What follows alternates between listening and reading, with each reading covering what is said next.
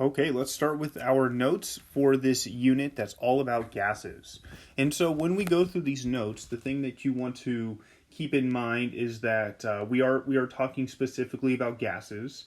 We're going to talk about how the gas particles in a gas behave. And when we think about temperature and volume and pressure and all that, that's what we want to think about. We want to think about that in terms of gases. So temperature is the measure of the average amount of kinetic energy. And so temperature, again, is kinetic energy. Now, what is kinetic energy? Kinetic energy is the motion of particles. It's the motion of the particles. And so if you remember from the simulator that we just looked at, the particles are moving all over the place and they're going at different velocities, they're different speeds.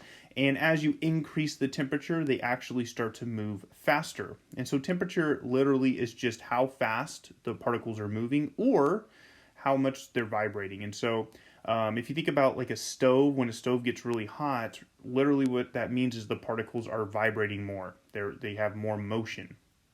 Now, we call temperature T. That makes sense. And we're going to talk about this later, but the units we use for temperature is Kelvin. Now, the next one, next measurements that we're going to talk about is volume. And so volume is just the amount of space all the particles take up. In other words, how big is the container that they are in? So how big is the container that they're in? And the variable that we say is for volume is V. Now, volume, we are going to use milliliters and liters. And sometimes we will only use liters, and sometimes we can use either milliliters or liters. But we'll talk about that when we get there. Now, the next one, pressure, is the amount of force. Okay, it's the amount of force being applied to a given area. And if you look, remember us going through the simulator, the particles are moving very fast and they're slamming into each other, and they are also slamming into the walls of the container. And so the faster they're moving, the harder they slam into the walls. Also, the faster they're moving, the more frequently they're slamming into the walls. And so pressure comes from the collision of the particles with the walls of the container. So it's how hard the particles collide with the container walls. And for pressure, we say it's P. That makes sense. And then quantity. This one's easy. How many moles? We talk about moles all the time. How many moles are present in the volume of gas that we're talking about?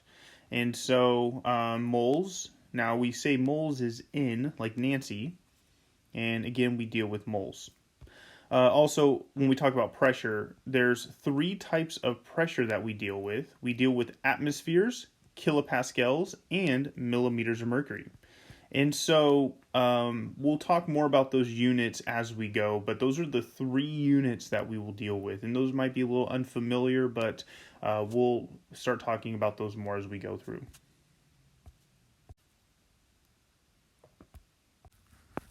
So let's go ahead and talk about how gas particles behave. And when we talk about it, what we're referring to what is called the kinetic molecular theory. And what the kinetic molecular theory tells us, it tells us the behavior of gases. And so the first thing we want to do is we want to assume that the particles in a gas are ideal because of the kinetic molecular theory. And there's 5 postulates to this kinetic molecular theory. In other words, there's 5 different assumptions that we make about gases, assuming that it is a perfect ideal gas. Now, the first assumption we make, the first postulate, is that gas particles are very tiny. They're very tiny or very small in comparison to the total distance between them. Now, when we think about the distance between gas particles, like from our perspective, they maybe seem very, very close together when you think about it. But when you zoom into the atomic level and you see how big atoms are, gas particles are actually very far apart from each other compared to their size. And so what that means is that gas particles, it means that particles of a gas have, we're gonna assume no volume. They have no volume. So when you think about a container full of gas, there are gas particles in there, but there's mostly empty space because the particles are so far apart from each other, and the particles themselves are so small. And so again, when you have some volume of gas, the gas is actually going to be mostly empty space, which is really interesting. Now, this picture here is a really great illustration of that. Notice how we have these gas particles and they're far apart, but the reality is that they're even smaller than what this picture is showing. Gas particles are really small because atoms are really small. Now, when gas particles collide with the side of their container, the collisions exert pressure on the side of the container. And we're going to say that energy is conserved between colliding particles. And so what that means is that if you have two particles colliding with each other, one particle might be going faster than the other and might transfer its energy to the other, but the overall energy is going to be conserved. So again, when two particles collide with each other, one might lose energy to the other, but the overall energy between both of them will be the same. The next one is gas particles are in constant, rapid, random motion. Okay, and that makes sense because they're just kind of moving all over the place and they're colliding with each other. They're going fast and then they collide with each other. Now they're going slow, and so that's kind of how gas particles behave. And the next one is gas particles do not attract or repel each other. So they do not attract or repel each other. And what that means is if you have two gas particles that are going past each other, they're not going to attract each other or repel each other. They're just going to go on their own way. Now they can collide with each other if they happen to, if their paths cross, but if they're just passing each other, they're not attracting or repelling. And then the last one is the average kinetic energy of the gas is equal to the temperature of the gas. So again, temperature is the measure of the average kinetic energy. And so this picture kind of shows, if you take a look, we have these gas particles and the arrows kind of show how fast they're going based off of how large the arrows are. But if we increase the temperature, what ends up happening is the gas particles end up moving more rapidly. They end up moving faster. All right.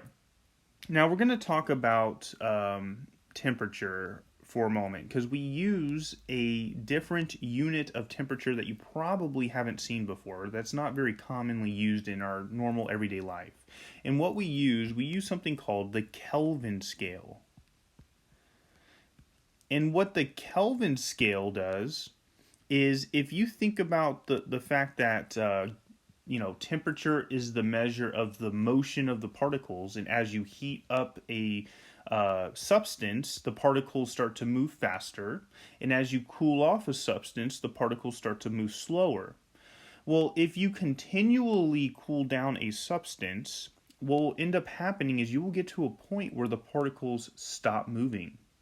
And that's the point in which you cannot get colder than that, than particles not moving. Because again, if temperature is the measure of the motion of the particles, and you get to the point where the particles aren't moving, how do you get colder than not moving? And if you look on the simulator, we'll show you the simulator here, you'll see that there is a point where the particles stop moving, and that is called absolute zero. Now, the Kelvin scale is a scale that's based on Celsius, but it has no negative temperatures. This is because the Kelvin scale sets absolute zero. It sets zero at the lowest temperature that can exist, which is called absolute zero, which is what we were just referring to.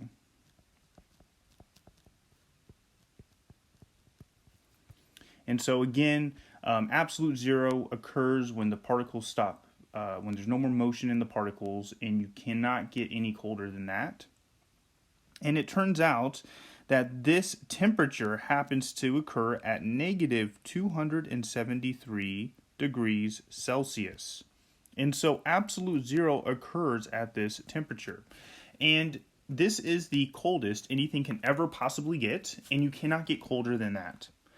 Now, again, what they did is they took this temperature and they said, we're going to call this 0 Kelvin. Now, notice a couple things here. First off, it's not 0 degrees Kelvin. You don't do that. It's just 0 Kelvin. And because this is the coldest anything can get, you can't have a negative Kelvin. And so that's essentially what the point of the Kelvin scale is. It's to make it to where you don't have any negative temperatures. Now, for those of you who are interested, the Celsius scale is based off of the freezing point of water, which is 0 degrees Celsius. That's not a coincidence. And the boiling point of water, which is 100 degrees Celsius. And so those nice even numbers are not a coincidence because the Celsius scale is based off of the freezing point of water and the boiling point of water.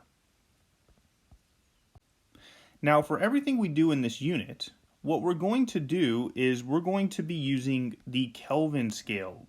And the Kelvin scale is, again, the Kelvin scale is based off absolute zero, and all of the equations that we're going to use, there's two of them, the temperature has to be in Kelvin. It cannot be in Celsius. And so we need to learn how to convert from Celsius to Kelvin. And so if you were given Celsius, it's really, really easy. The only thing you need to do is add 273, and that will give you Kelvin. Now, you could go back, if you're given Kelvin and you want to find Celsius, you can totally do that by subtracting 273 to get Celsius. And so it's really easy. So again, if you're given Celsius, you have to add 273. So we have 25 degrees Celsius, so 25 plus 273, and this is going to give us 298 Kelvin. And that is our answer for that one. And then again, we have Celsius. All we have to do is add 273. And when you do that, you're going to get 378 Kelvin. And that is our Kelvin there. Now, again, if you're given Kelvin, we want Celsius, all we have to do is subtract 273. And when you do that, you end up getting 27 degrees Celsius. And again, we have 133. We just need to subtract 273. And we end up getting negative 140 degrees Celsius. All right. Before we move on, I want to point out a couple things. First off, notice how with Celsius, you can totally have a negative temperature. With Kelvin, you cannot, because again, the definition of Kelvin is absolute zero is zero, and you can't get colder than that. And so you can have a negative Celsius, you cannot have a negative Kelvin. What I'll say is most likely you will not do this too much. We will mostly be going from Celsius to Kelvin. So there's not going to really be problems that ask you to go backwards. There might be some practice problems that ask you, just small little practice problems that ask you to do that. But in bigger problems, they're not going to really ask you to go backwards too much. All right, let's go ahead and talk about pressure. Now, these next couple parts you don't need to know. We're going to talk about atmospheres of pressure, okay? And what does atmosphere pressure mean? Well, this is a picture of Earth's atmosphere. And as we go higher, the pressure decreases. So as we increase in altitude, the pressure decreases. For example, if we go to Colorado, the pressure in Colorado is less than the pressure here in Austin. Now, 1 atmosphere of pressure occurs when you have 1 Earth's atmosphere above you. And that's where the term atmosphere pressure comes from. And this occurs at sea level.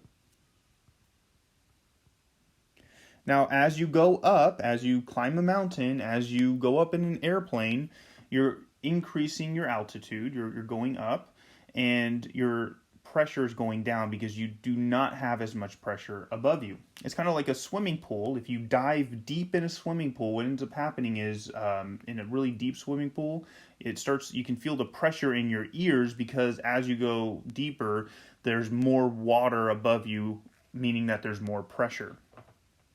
So again, I just wanted to explain where that term comes from. And then the next one, we're going to talk about millimeters of mercury. And this is where the term millimeters of mercury come from. There's this tube that is filled with mercury right here. This is a vacuum, meaning that there's no gas in there. And what happens is the weight of the mercury is a pretty heavy, dense liquid. And the weight of the mercury pushes or causes the level to go down. But as you have a larger pressure here, what ends up happening is the pressure is pushing down onto this pool of mercury, causing it to push up as well. And so the more pressure you have, the higher the level is going to be. The less pressure you have, the lower the level is going to be. So again, you don't need to really understand this. I just want to explain where this millimeters of mercury comes from. But just note that it comes from how high this mercury level is. So the greater the pressure, the higher it's going to be. The lower the pressure, the lower this level is going to be. So if we were to cut the pressure in half, we might be, down there somewhere.